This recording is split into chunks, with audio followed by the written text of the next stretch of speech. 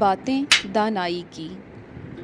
شیخ Saadi کہتے ہیں کہ میں حصول علم کے لیے شیراز سے بغداد پیدل جا رہا تھا۔ پیدل چلتے چلتے میرا جوتا گھس کر ٹوٹ گیا۔ میرے لیے اس کو پہننا ممکن نہ رہا۔ میرے پاس نئے جوتے خریدنے کے پیسے بھی نہ تھے۔ ننگے پاؤں چلتے چلتے میرے پاؤں زخمی ہو گئے۔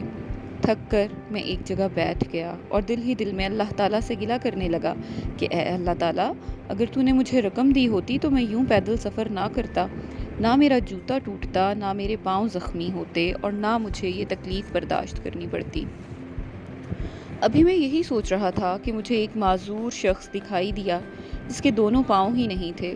وہ اپنے دھڑ کی مدد سے زمین پر بیٹھ کر خود کو گھسیٹ رہا تھا۔ میں نے یہ منظر دیکھا تو اللہ تعالیٰ سے معافی مانگی اور اللہ تعالیٰ کا شکر ادا کیا اور میرے دونوں پاؤں سلامت ہیں۔ میں کھڑا بھی ہو سکتا ہوں، چل پھر بھی سکتا ہوں، کام بھی کر سکتا ہوں۔